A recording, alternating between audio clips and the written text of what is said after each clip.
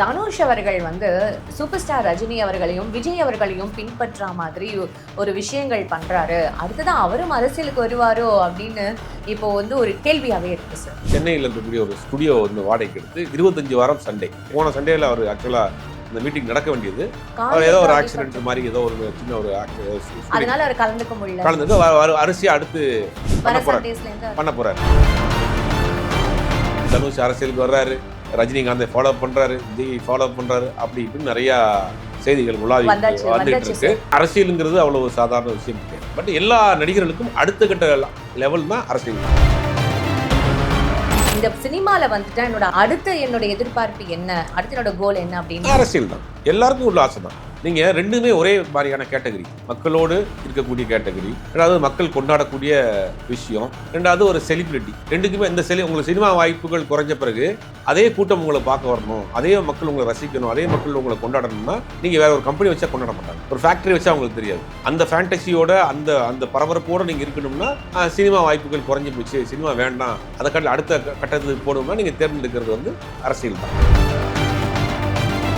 நடிகர்களாக இருக்கிற எல்லாருக்குமே அந்த ஆசை இருக்கு. பட் தனுஷ் இந்த மாதிரியான ஒரு விஷயத்தை செய்யறாரு அப்படின்னா அதுக்கு ஒரு காரணம் இல்லாம இருக்கு. இவ்வளவு நாளா ரசிகர்களை சந்திக்காத தனுஷ் இப்ப ரசிகர்களை சந்திக்கிறாருன்னா நாளைக்கே கட்சி ஆரம்பிச்சிட மாட்டார். இவருக்கு எதிராக சோசியல் மீடியாவில் நிறைய செய்திகள் வருது, நிறைய வந்து நம்மள வந்து டேமேஜ் பண்றாங்க. எல்லாமே தனுஷ் அவர்களுக்கு ஆதரவுன்றதையும் தாண்டி அவருக்கு எதிர்மறை விமர்சனங்கள் தான் இந்த மீடியால இல்ல, அதனால இந்த ரசிகர்களை சந்திச்சு அதுக்கு ஒரு பதிலடி கொடுக்கறதுக்கு அவங்க ட்ரெயின் பண்ற மாதிரியான ஒரு விஷயம் அது ஒண்ணு. அதாவது ஃபியூச்சரில் 2030-35 சினிமா வயசை எல்லாம் முடிஞ்ச பிறகு தனக்கு வந்து ஒரு அரசியல் ராசி வர்றப்ப அப்போ பார்த்துக்கலாம், அதுக்கு இப்போ ஒரு விதையை போட்டு வைப்போம். நடிகர்களை வந்து ஃபோட்டோ எடுத்துக்கணும்னு ரசிகர்கள் நினைக்கிறது அது ஒரு நேச்சரான விஷயம் தான். விஜயகாந்த் என்னன்னா சென்னையில் இருந்தாருன்னா ஞாயிற்றுக்கிழமை ஒரு வீட்டில் வந்து வெளியே நிற்பார். கிட்டத்தட்ட தமிழ்நாட்டிலேருந்து எல்லாரும் வந்து இறங்குவாங்க, வந்து அத்தனை பேருக்கும் சாப்பாடு. அந்த கடைசி ஆள் போகிற வரைக்கும் விஜயகாந்த் நின்று எல்லாரோடையும் ஃபோட்டோ எடுத்து மன்றத்தில் ஒரு டீம் வச்சுருந்தார். யாராவது கல்வி உதவி, அந்த மாதிரி புதுக்கோட்டையிலேருந்து பேசுகிறேன், போட்டிருக்கேன், ஸ்கூல் முடிச்சுட்டேன், காலேஜ் சேர முடியல, எனக்கு சிக்கலாக இருக்குது அப்படின்னு யாராவது லெட்டர் போட்டாங்கன்னா அதை வெரிஃபை பண்ணுறதுக்கு ஒரு டீம். அந்த டீம் என்ன பண்ணுவாங்கன்னா புதுக்கோட்டை மாவட்ட மன்ற செயலாளருக்கு அனுப்புவாங்க. உண்மையிலேயே அந்த குழந்தை படிக்காமல் இருக்கா, உடனே அதை வந்து ரெக்கவரி பண்ணி அந்த குழந்தைய காலேஜில் சேர்க்குறது. இந்த வேலைகள்லாம் கட்சி ஆரம்பிக்கிறதுக்கு ஒரு 10-15 வருஷத்துக்கு 90 காலகட்டங்கள், 94-95 காலகட்டங்களில் விஜயகாந்த் பெர்மனெண்ட்டாக பண்ணியிருந்தார். ஒரு நடிகர்களுக்கு ஒரு கிரேஸ் இருக்கும் இல்லையா, அது அஜித் கொஞ்சம் அதிகமாக இருக்குது. இன்றைக்கி அஜித் சில விஷயங்கள் பேசுகிறாரு, ரசிகர் மன்றம் வைக்காதீங்க, என் கூட வராதிங்க, உங்களுடைய பேஷனை பாருங்கள், சினிமா ஒரு என்டர்டைன்மெண்ட்டாக பாருங்கள், பொழுதுபோக்க படத்தை பார்த்துட்டு போயிருங்க, உங்கள் வேலையை பாருங்கள் அப்படின்றத கொண்டாடாதீங்க. அதெல்லாம் சொல்கிறது வந்து நிறைய பேருக்கு அது பிடிக்குது. உண்மையாகவே அஜித் அவர்கள் தான் சார் இந்த எல்லா ஹீரோஸை விட அவர் தனித்து நிற்கிறார் சார். அவர் பாட்டுக்கு வராரு, படம் நடிக்கிறாரு, போய் கார் ஓட்டுறாரு. ஒரு காமன் மேனாக இருக்கணும்னு ஆசைப்படுறாரு. துபாயில் பண்ணால் ஹோட்டலுக்கு போகிறாரு, அவரே துணி கொண்டு போய் துவைக்க போகிறாரு, லாண்ட்ரிக்கு போகிறாரு, தனியாக அந்த மாதிரி ஒரு லைஃப் வாழணும்னு நினைக்கிறார். ஒரு 30 வருஷம் அந்த ஒரு பரபரப்பான லைஃப்பில் இருக்கோம், நம்ம ஒரு காமனாக ஒரு வாழ்க்கை வாழணும்னு ஆசைப்படுறாரு. சில பேருக்கு அந்த ஆசை.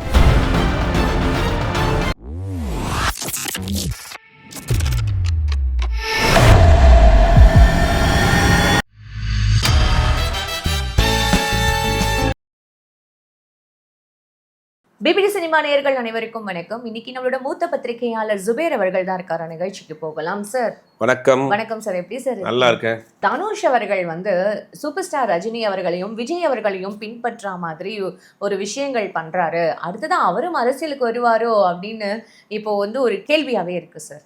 இப்போ என்னன்னா அந்த சாலிகிராமத்துல 25 வாரத்துக்கு வந்து ஒரு ஸ்டூடியோவை புக் பண்ணியிருக்காரு தன்னோட ரசிகர்களை பார்க்கறதுக்காகவும். வாரம் 500 பேரோட போட்டோ எடுத்துக்கிற மாதிரியும் தான் சொல்லப்படுதே சார். இதெல்லாம் வந்து ராகவேந்திர கல்யாண மண்டபத்தில் ரஜினி அவர்கள் பண்ணதை நம்ம பார்த்தோம். விஜய் அவர்களுக்காக SCC அவர்கள் வந்து ஏற்பாடு பண்ணி கொடுத்ததெல்லாம் நம்ம பார்த்தோம்ல சார். அந்த வகையில் அந்த மாதிரி அந்த டைம்ல இதுவும் பண்ணுறோம் இல்லை, நடிகர்களை வந்து ஃபோட்டோ எடுத்துக்கணும்னு ரசிகர்கள் நினைக்கிறது அது ஒரு நேச்சரான விஷயம்தான். விஜயகாந்த் என்னன்னா சென்னையில் இருந்தாருன்னா ஞாயிற்றுக்கிழமை ஒரு வீட்டில் வந்து வெளியே நிற்பார். கிட்டத்தட்ட தமிழ்நாட்டிலேருந்து எல்லாரும் வந்து இறங்குவாங்க, வந்து அத்தனை பேருக்கும் சாப்பாடு இருக்கும். அந்த கடைசி ஆள் போகிற வரைக்கும் விஜயகாந்த் நின்று எல்லாரோடையும் ஃபோட்டோ எடுத்துக்குவார். இதே சாலிகிராமத்தில் பார்த்தீங்கன்னா சண்டே ஆச்சுன்னா ஃபுல்லாக க்ரௌட் நிற்கும். ஒரு வீட்டுக்கு வெளியே நின்றுட்டே இருப்பார், எல்லாரும் வந்து இவரோட ஃபோட்டோ எடுத்துக்கிடுவாங்க. ஊரில் வந்தவங்கள்ட்ட விசாரிப்பார், எல்லாருக்கும் சாப்பாடு இருக்கும். அவர் சென்னையில் இருந்தாருன்னா 4 மணி நேரம், 5 மணி நேரம், 6 மணி நேரம் நின்றுட்டே இருப்பார். நின்று எல்லாரையும் விசாரித்து அனுப்பிச்சி விடுவார். இது விஜயகாந்த் அவர்கள் ஆத்மார்த்தமாக பண்ணது. அது அப்பெல்லாம் அவர் அரசியல் கட்சி ஆரம்பிக்கல, அரசியல் கட்சி ரசிகர்களுக்காக பண்ணது. அதே மாதிரி மன்றத்தில் ஒரு டீம் வச்சுருந்தார். தமிழ்நாட்டிலேருந்து வரக்கூடிய லெட்டர்ஸ் அப்போல்லாம் கார்டு வரும், கார்டு இன்டர்னல் லெட்டர்லாம் வரும், போஸ்டல் கார்டு. Postal card. அதெல்லாம் எடுத்து பார்த்துட்டு யாராவது கல்வி உதவி, அந்த மாதிரி புதுக்கோட்டையிலேருந்து பேசுகிறேன், போட்டிருக்கேன், ஸ்கூல் முடிச்சிட்டேன், காலேஜ் சேர முடியல, எனக்கு சிக்கலாக இருக்குது அப்படின்னு யாராவது லெட்டர் போட்டாங்கன்னா அதை வெரிஃபை பண்ணுறதுக்கு ஒரு டீம். அந்த டீம் என்ன பண்ணுவாங்கன்னா புதுக்கோட்டை மாவட்ட மன்ற செயலாளருக்கு அனுப்புவாங்க. உண்மையிலேயே அந்த குழந்தை படிக்காமல் இருக்கா, உடனே அதை வந்து ரெக்கவரி பண்ணி அந்த குழந்தைய காலேஜில் சேர்க்குறது. இந்த வேலைகள்லாம் கட்சி ஆரம்பிக்கிறதுக்கு ஒரு 10-15 வருஷத்துக்கு முன்னாடி 90 காலகட்டங்கள், 94-95 காலகட்டங்களில் விஜயகாந்த் பெர்மனெண்ட்டாக பண்ணியிருந்தார். அதுக்கு பிறகு தான் 2006 அவர் கட்சி ஆரம்பிக்கிறார். Super sir. இதெல்லாம் எந்த நோக்கமும் இல்லாமல் பண்ண விஷயம், எந்த ஒரு எதிர்பார்ப்பும் நோக்கமும் இல்லை. இன்றைக்கெல்லாம் ஒரு நோட்டை கொடுத்துட்டு 2 புத்தகம் கொடுத்துட்டு ஒரு மூட்டை அரிசியை கொடுத்துட்டு ஃபோட்டோ எடுத்து போட்டுருக்காங்க. விஜயகாந்த் அந்த மாதிரி ஒரு நாள் 2 நாள் இல்லை, 10 வருஷம் பண்ணிட்டு இருந்தார், எந்த விளம்பரமும் இல்லாமல். பயன்பெற்றவர்களுக்கு எல்லாருக்கும் போய் தெரியும். அதனால தான் 2006 அவர் கட்சி ஆரம்பித்தவொடனே 8% வாங்கினார் தனியாக நின்று. 2 கட்சிக்கும் நான் தான் மாற்று அப்படின்னு சொன்னார். அதுக்காக மக்கள் நம்பினாங்க, ஓட்டு போட்டாங்க. அதுக்கு பிறகு வேறு வேறு முடிவுகள் அவர் எடுத்தார், அவர் சரியில்லாமல் போயிடுச்சு, அது விட்டுருங்க. இப்போ ரசிகர்களை சந்திக்கிறது அப்படிங்கிறது வந்து சினிமா நடிகர்களுக்கு அது ஒரு முக்கியமான வேலை செய்யணும்.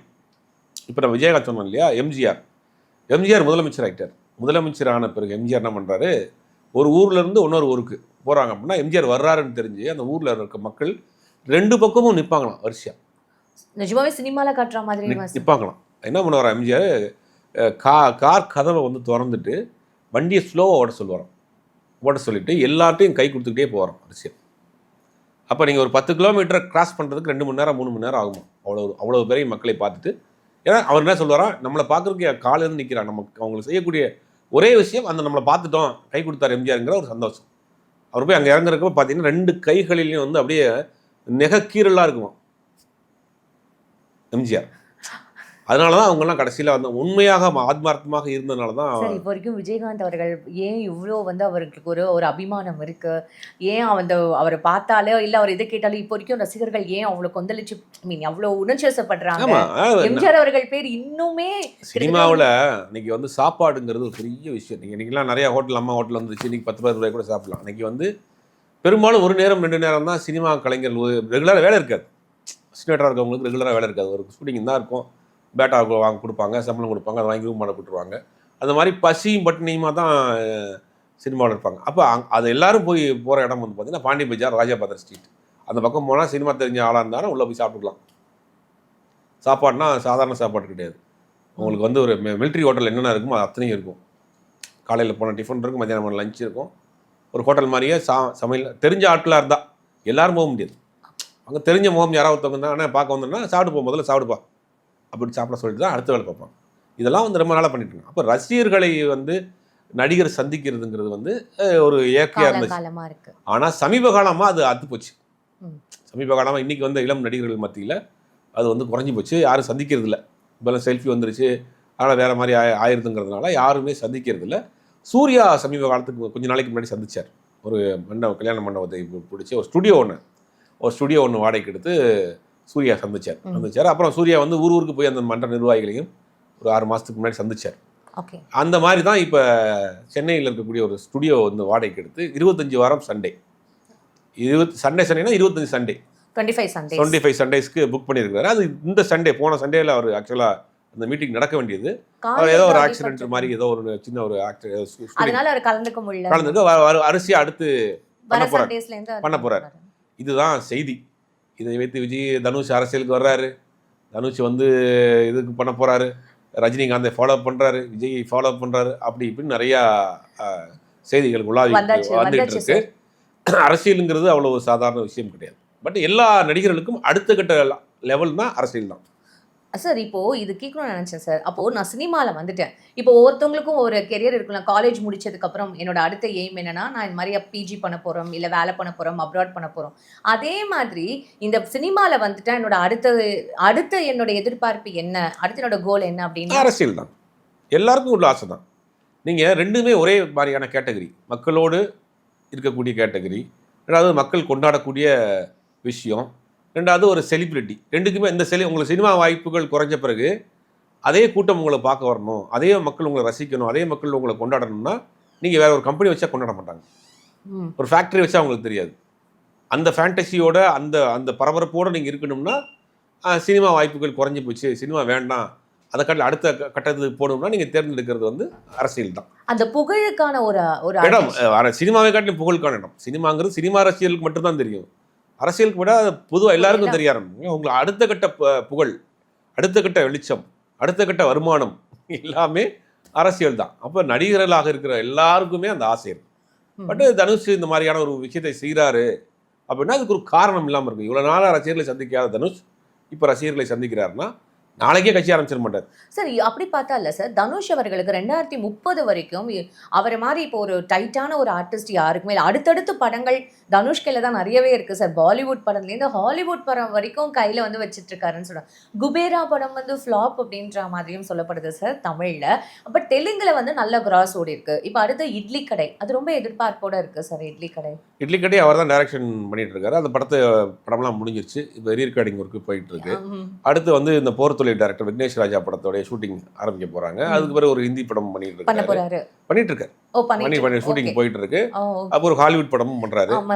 லைன் அப் வச்சிருக்காரு. 2030 வரைக்கும் வச்சிருக்காரு. அப்ப இது வந்து சமீப காலமா 2 விஷயம். இவருக்கு எதிராக சோசியல் மீடியாவில் நிறைய செய்திகள் வருது.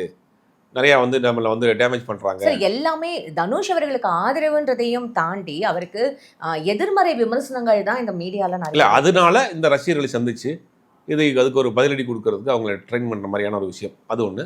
அதாவது ஃப்யூச்சரில் 2030-35 சினிமா வயசை எல்லாம் முடிஞ்ச பிறகு தனக்கு வந்து ஒரு அரசியல் ராசி வர்றப்போ அப்போ பார்த்துக்கலாம், அதுக்கு இப்போ ஒரு விதையை போட்டு வைப்போம் அப்படின்னு நினைக்கலாம். இந்த 2 தான் ஒழிய மற்றபடி வேறு எந்த காரணம் இருக்கா. நாளைக்கே விஜய்லாம் தனுஷ் எல்லாம் கட்சி ஆரம்பிச்சு நாளை கழிச்சு முதலமைச்சர் ஆகிறது அவருக்கே ஆக மாட்டார், அவருக்கே தெரியும்.